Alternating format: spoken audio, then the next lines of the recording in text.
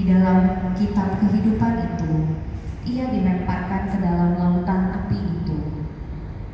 Lalu aku melihat langit yang baru dan bumi yang baru, sebab langit yang pertama dan bumi yang pertama telah berlalu, dan laut pun tidak ada lagi. Demikianlah sabda Tuhan. Syukur pada Allah.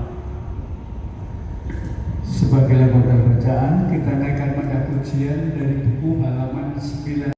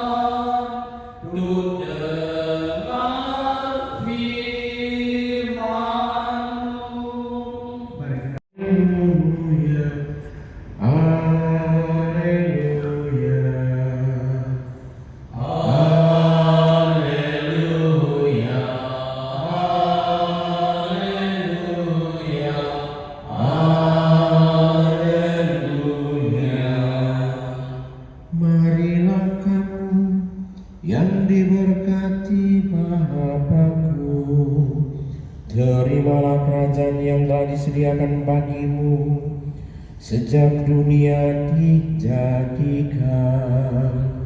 Haleluya, haleluya, haleluya. Tuhan bersamamu dan bersama rohmu. Inilah Injil suci menurut Matius. Dimuliakanlah Tuhan. Pada suatu hari, Yesus mengucapkan perumpamaan ini kepada murid-muridnya. Pada waktu itu hal kerajaan surga seumpama 10 gadis yang mengambil pelitanya dan pergi menyongsong mempelai laki-laki. 5 diantaranya bodoh dan 5 bijaksana. Gadis-gadis yang bodoh itu membawa pelitanya, tetapi tidak membawa minyak. Sedangkan gadis-gadis yang bijaksana itu membawa pelitanya dan juga minyak dalam buli-buli mereka. Tetapi karena mempelai itu lama tidak datang-datang juga, mengantuklah mereka semua lalu tertidur. Waktu tengah malam terdengarlah suara orang berseru, "Mempelai datang, songsonglah dia." Gadis-gadis itu pun bangun semuanya lalu membereskan pelita mereka. Gadis-gadis yang bodoh berkata kepada gadis-gadis yang bijaksana, "Berikanlah kami sedikit dari minyakmu itu, sebab pelita kami hampir padam." Tetapi jawab gadis-gadis yang bijaksana itu, "Tidak, nanti tidak cukup untuk kami dan untuk kamu. Lebih baik kamu pergi kepada penjual minyak dan beli di situ." Akan tetapi waktu mereka sedang pergi untuk membelinya, datanglah mempelai itu dan mereka yang telah siap sedia masuk bersama-sama dengan dia ke ruang perjamuan kami, lalu pintu ditutup. Kemudian datang juga gadis-gadis yang lain dan berkata, "Tuan, Tuan, bukakanlah kami pintu." Tetapi ia menjawab, aku berkata kepadamu, sesungguhnya aku tidak mengenal kamu.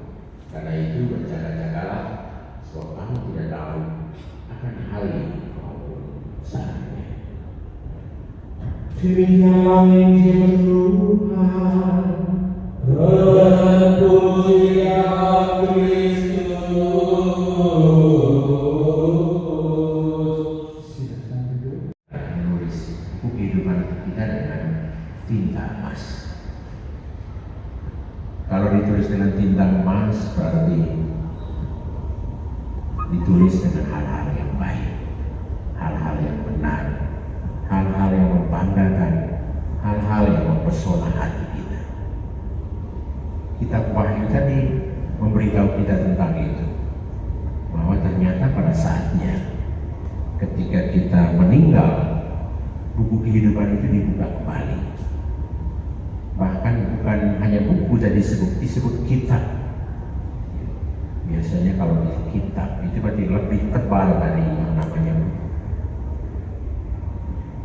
Bayangkan kita menulis seperti Bapak Joseph Johanin 78 tahun. Dia menulis di atas buku kehidupannya itu selama 78 tahun. Artinya banyak hal yang dia tulis, banyak hal yang dia buat, dan kita yakin dan percaya dia menulis semuanya itu dengan tinta emas, sehingga pasti tulisan-tulisannya itu membekas di hati kita, terukir indah di hati istri, anak-anak, para cucu segenap keluarga. Dan saya kira itulah strategi hidup kita, strategi hidup bagaimana mengisi kehidupan kita dengan tulisan-tulisan yang indah. Seperti seorang murid ketika dia sekolah, dia pasti menulis. Itu menjadi pekerjaannya, itu menjadi rutinitas. Kalau dia tidak menulis, berarti tidak ada hal yang dia kerjakan selama dia sekolah.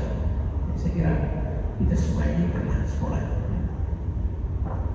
Kalau sekarang memang segala sesuatu, siswa tidak menulis lagi, sekarang buka sudah di, apalagi ada chat GPT segala macam AI,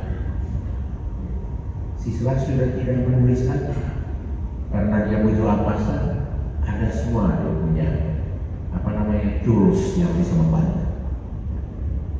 Karena itu tidak heran kalau misalnya karena ada cerita di waktu sambutan wisuda, ucapan terima kasih pertama itu pembah Google. Tapi di sisi lain banyak hal yang hilang. Tidak lagi belajar untuk menulis. Mungkin tidak tahu menulis lagi tadi ya. Padahal identitas kita sebagai murid, apalagi murid-murid Tuhan, kita harus menulis yang elok, menulis yang indah. Ya, kiranya tulisan-tulisan itu pada saatnya itu akan abadi, tidak akan pernah hilang. Sekali lagi, inilah strategi kita dalam mengisi hidup kita. Sebagaimana juga yang diceritakan dalam Injil, tentang 10 gadis, 5 gadis dikatakan bodoh, lalu 5 gadis dikatakan bijaksana. Sebenarnya kisah ini mau menceritakan tentang bagaimana kita menjalankan strategi hidup ini dengan baik. Gadis yang bodoh, dia menjalani strategi hidupnya itu dengan prinsip kaget-kagetan, tidak siap. Coba sudah tahu datang mau menyongsong mempelai, seharusnya kan dia sudah tahu apa yang harus disiapkan. Dia malah berharap mungkin gadis yang menerima bijaksana itu punya persediaan lebih sehingga dia mau memintai. Ini kan tidak punya target dalam hidup, tidak punya prinsip, tidak punya strategi. Saya kira dalam menjalani hidup apapun, menjalankan apapun dalam hidup ini seperti sebagai sebuah pertandingan, strategi itu penting. Dalam main bola misalnya, strategi itu menentukan kemenangan. Kita salah mengatur strategi, maka pasti kebobolan. Gol bisa satu karung gitu, artinya banyak. Yang itu juga dalam mengisi hidup. 5 gadis yang bijaksana kiranya menjadi model bagi kita. Selalu siap, selalu punya strategi yang mantap, yang matang ketika kita mengerjakan sesuatu, ketika kita ingin melaksanakan sesuatu. Dan saya kira Bapak Joseph Johan selama hidupnya 78 tahun, dia telah menjadi seperti 5 gadis yang bijaksana. Hingga kita boleh katakan dia sudah menyelesaikan pertandingan kehidupannya dengan baik. Dia sudah sampai pada garis finish kehidupannya. Dia sudah memelihara imannya dengan baik. Dan dia sudah menjadi pemenang selama di dunia ini, tentu juga di hadapan Tuhan. Karena itu ketika hari ini kita memberi penghormatan terakhir, menghantar dia ke tempat peristirahatan yang terakhir lewat proses kremasi, ya, saya kira prinsipnya sama. Nanti ketika dilarungkan dia dikembalikan, dibenarkan. Itu juga kalau dikuburkan dikembalikan, prinsipnya sama. Kadang kita manusia terlalu sibuk dengan hal-hal yang tidak terlalu penting. Kan sama, ketika dilarungkan dia juga dibenarkan ke tanah. Prinsip kembali ke tanah, di manusia berasal dari tanah dan kembali ke tanah. Itu juga ketika dikuburkan, manusia itu berasal dari tanah dan kembali. Artinya apa? Ya. Ketika kita sudah meninggal, kita kembali asal kita, awal mula kita. Dan untuk kita yang mengimani Tuhan, Tuhanlah yang menjadi asal kehidupan kita. Semua kita akan kembali ke sana. Yang terjadi di dunia ini hanya bersifat sementara, tidak kekal, tidak abadi. Karena itu orang sering membuat ada judul ini, Zeit zum Tode. Itu ada satu ungkapan bahasa Jerman. Hidup ini adalah perjalanan menuju kematian. Sebenarnya ketika kita sudah lahir, kehidupan itu sudah, kematian itu sudah ada di samping kita. Hanya kapan saatnya tidak dikenal. Karena itu sering orang katakan antara kehidupan dan kematian itu seperti berada di satu tempat duduk.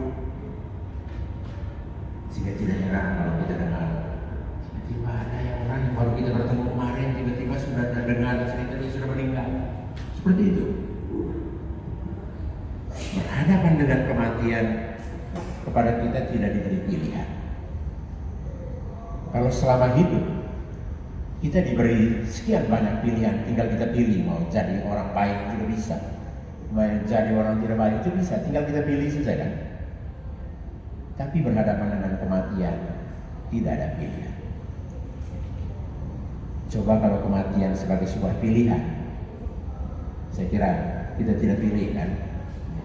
Kita mau pilih hidup, bahkan seperti menurut Chairil Anwar, kita mau hidup 1000 tahun lagi. Itu kan angan-angan kita ya, harapan kita. Toh pada akhirnya hidup itu tidak akan abadi. Seperti dalam apa tadi? Ya doa pembuka atau itu di mana? Ya, ini bahasanya Ayub ya. Engkaulah yang memberi, engkaulah yang mengambil. Terpujilah nama Tuhan. Kita perlu belajar dari Nabi Ayub yang hidupnya itu sangat tragis, tidak ada yang sisa ya. Dalam sekejap, dalam sehari semuanya hilang. Tapi Ayub tidak memberontak. Ayub tidak menghakimi Tuhan. Dan yang dia buat itu adalah pasrah, berserah. Karena toh semuanya berasal dari Tuhan. Maka muncul kata-kata ini, ayat ini, Engkaulah yang memberi, Engkau yang mengambil, terpujilah nama Tuhan. Dalam peristiwa kematian Bapak Yosef Johan, kita diajak untuk mengenangkan semua yang baik yang telah dia tulis dengan tinta emas selama hidupnya. Saya kira kalau dikisahkan semua tulisan-tulisan Bapak Yosef Johan ini dalam buku kehidupannya, kita hampir tidak punya waktu untuk berkisah tentang semuanya itu. Biarlah semuanya itu terukir indah di hati keluarga, istri, anak-anak, para cucu, dan itu menjadi spirit, kekuatan untuk bisa menjalani hidup selanjutnya untuk kita yang masih hidup. Kita mengenangkan dia, semua yang baik, semua yang indah, semua yang mempesona hati dari Bapak Yosef Johan selama ia hidup bersama keluarga. Lalu Ekaristi yang kita persembahkan ini tentu menjadi jalan bagi Bapak Yosef Johan untuk boleh menikmati apa yang dikatakan dalam bacaan pertama tadi itu, langit yang baru, bumi yang baru, surga baru. Seperti kata-kata Beato Sandro Carlo Acutis, sesaat sebelum dia meninggal, dia berkata demikian, Yesus adalah sahabat baik. Ekaristi adalah jalan tol bagiku untuk sampai di surga. Karena itu bagi kita yang beriman Katolik, kita yakin dan percaya Ekaristi yang kita rayakan hari ini juga dalam hari-hari ini itu menjadi jalan tol bagi Bapak Yosef Johan untuk sampai di surga. Jalan tol yang tidak ada hambatannya. Kalau di Jakarta ini hanya nama sih jalan tol, ya. Macetnya luar biasa. Biasanya kalau ke Grand Evan ini waktu normalnya lebih. Tapi kalau tidak normal sampai 3 jam. Ini tidak jalan tol. Jalan tol kan bebas hambatan. Tapi Ekaristi yang kita rayakan ini untuk Bapak Yosef itu jalan tol tanpa hambatan supaya dia sampai. Maka ya, pasti kalau ada yang meninggal, keluarga selalu berharap supaya ada Ekaristi. Karena itu menurut Sandro Carlo Acutis itu jalan tol untuk kita sampai di surga. Lalu yang terakhir tentu yang paling penting untuk istri, anak-anak, menantu, cucu. Ya, kesempatan ini juga menjadi sampai kita untuk membangun komitmen supaya melanjutkannya semua yang baik dari Bapak Yosef Johan ini, semua yang barisan-barisan berharga yang mungkin belum tuntas dia selesaikan. Tugas keluarga adalah menyelesaikan semuanya itu, melanjutkan semuanya itu. Mari kita menghantar dia dengan doa-doa kita, tentu dengan harapan agar Bapak Yosef Johan boleh menikmati langit yang baru, bumi yang baru, karena dia sudah siap menyambut kehadiran Tuhan. Dia telah berlaku seperti 5 gadis yang bijaksana. Dia telah menulis buku kehidupannya, kitab kehidupannya dengan tinta emas yang menjadi kenangan terindah bagi keluarga yang ditinggalkan saat ini. Amin. Amin. Keluarga terkasih, setelah mendengarkan sabda Tuhan dan merenungkannya, kita akui iman kepercayaan kita kepadanya dengan sama-sama berdoa. Aku percaya akan Allah Bapa yang Maha Kuasa, pencipta langit dan bumi. Bapak Yosef Johan Luguiming Lau, semoga ia diperkenankan masuk ke rumah Bapa. Marilah kita mohon, Kabulkanlah doa kami ya Tuhan. semoga sesudah segala cobaan di dunia ini, saudara kita Bapak Yosef Johan Luguiming Lau diterima dalam kedamaian dan kebahagiaan kerajaan Allah. Marilah kita mohon, Kabulkanlah doa kami ya Tuhan. semoga perjalanan menuju peristirahatannya yang terakhir berjalan dengan baik dan semua proses berjalan dengan lancar. Marilah kita mohon, Kabulkanlah doa kami ya Tuhan. untuk semua keluarganya Semoga Tuhan menghibur dan menguatkan mereka semua. Marilah kita mohon. Kabulkanlah doa kami ya Tuhan. Semoga kepercayaan kita tidak goncang, tetapi semakin berakar dalam Kristus, kebangkitan dan kehidupan kita. Marilah kita mohon. Kabulkanlah doa kami ya Tuhan. Ya Bapa yang Maha Baik, dengarkanlah doa kami yang kami sampaikan dengan penuh harapan. Kuatkanlah kami teristimewa keluarga dalam duka cita ini. Terimalah kami juga nanti dalam sukacita abadi dengan pengantaran Kristus Tuhan kami. Amin. Silahkan duduk, Bapak Ibu. Mari kita iringi persembahan pagi hari ini dengan yang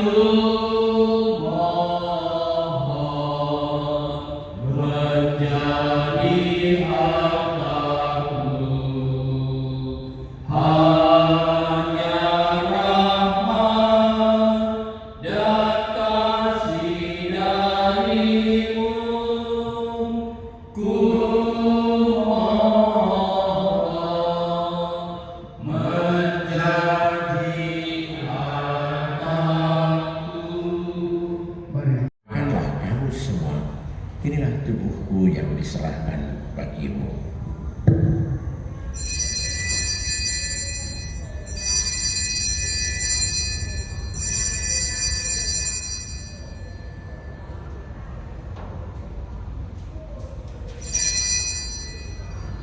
Demikian pula sudah berjamuan dia mengambil piala, sekali lagi dia mengucap syukur kepadamu, memberikannya kepada murid-muridnya seraya berkata, terimalah dan minumlah kamu semua. Inilah piala darahku, darah perjanjian baru dan kekal yang ditumpahkan bagimu dan bagi semua orang demi pengampunan dosa. Lakukanlah ini sebagai kenangan akan daku.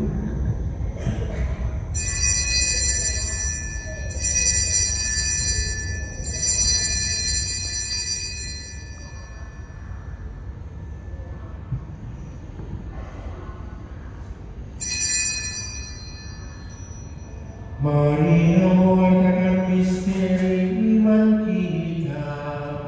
Setiap kali kami makan roti ini dan minum dari piala ini, wafat-Mu Tuhan kami wartakan hingga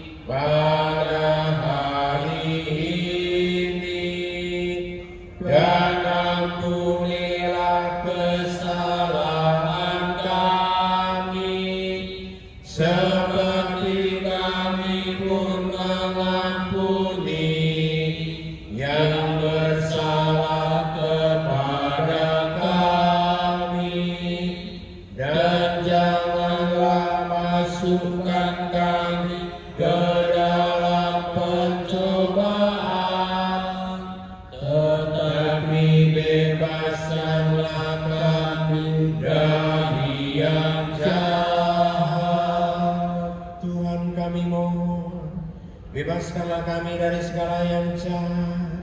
Sudilah memberi damai sepanjang hidup kami, supaya kami yang telah dikuatkan oleh kelimpahan balas kasih-Mu selalu bebas dari dosa dan dijauhkan dari segala gangguan, sambil menantikan harapan yang membahagiakan dan kedatangan penyelamat kami, Yesus Kristus.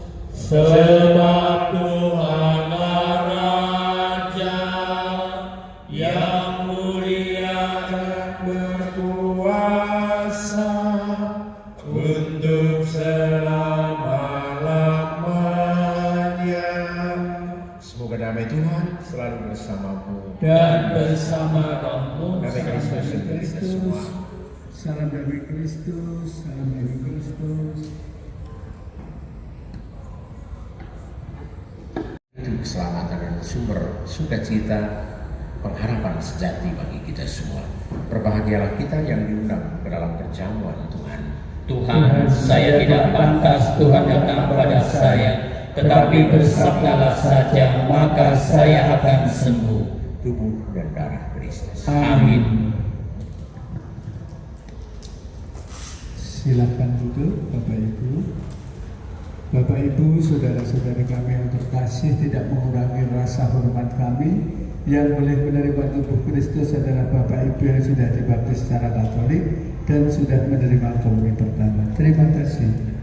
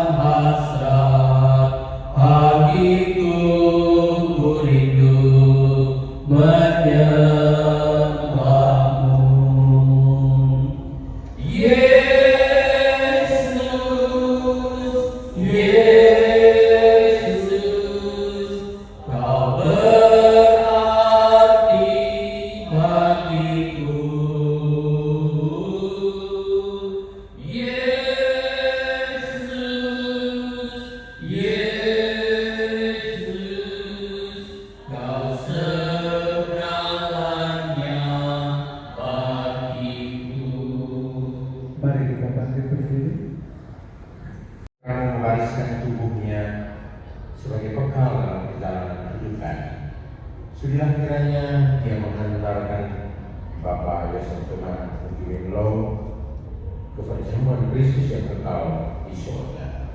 Demi Kristus Tuhan dan pengantara kami. Amin. Kita ikuti penghormatan terakhir.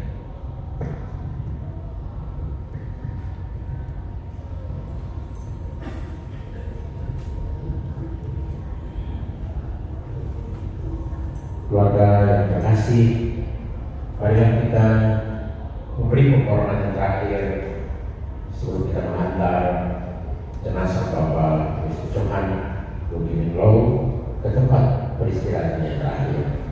Kita akan berpisah secara jasmani dengannya. Kini tiba saatnya kita memberikan penghormatan terakhir kepadanya karena kita berharap bahwa dia akan bangkit bersama Kristus yang telah diimaninya untuk kehidupan yang kekal. Air suci akan dibersihkan atasnya sebagai lambang pembaptisannya supaya dia semakin berkenan di hadirat Tuhan.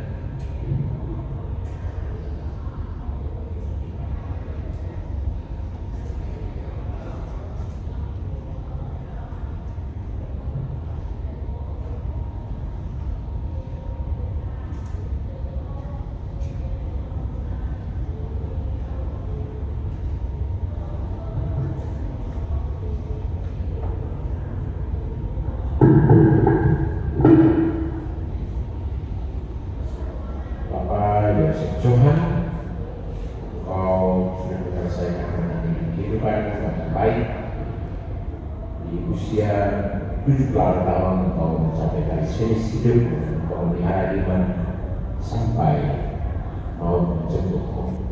Karena itu semoga engkau masuk hidup abadi dengan membawa tanda kemenangan Kristus dalam nama Bapa dan Putra dan Roh Kudus. Amin.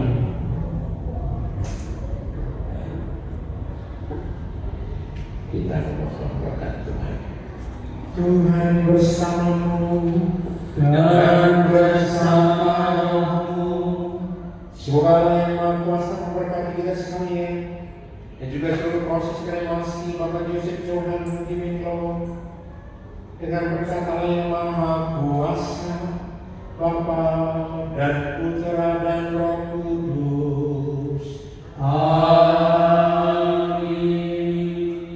Sama saudara sekalian keluarga terkasih, pada Ekaristi pelepasan jenazah Bapak Joseph Johan Lugimin Law yang kita rayakan pagi hari ini sudah selesai. Syukur pada Allah. Mari berdiri kita semua.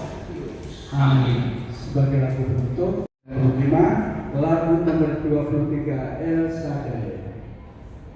Tak usah takut, Allah menjagaku.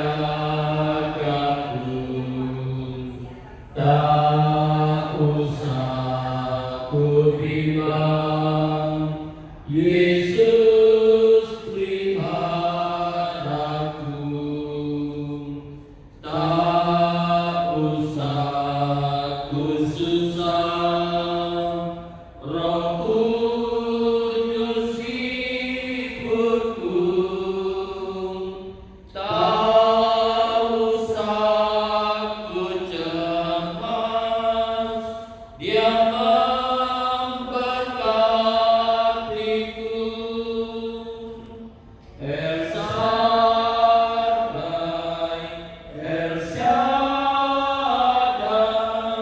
Allah Maha Kuasa. Dia besar, Dia besar, El Shaddai mulia, El Shaddai, El Shaddai, Allah Maha Kuasa. Berkatnya melimpah, El Shaddai. silakan duduk terlebih dahulu Bapak Ibu.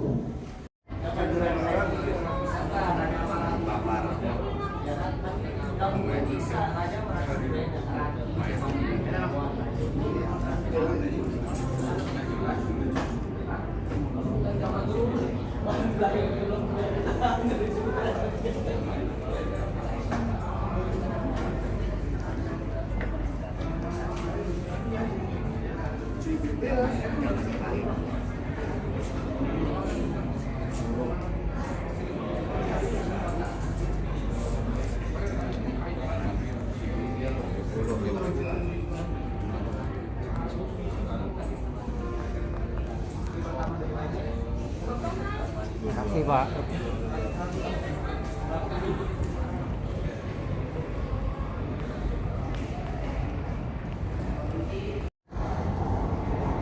Ya udah, terima kasih. Bikin 2 baris ya.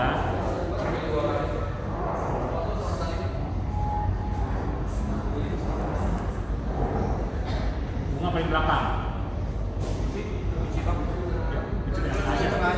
Tiga aja. Kunci tengah aja. Ya gitu.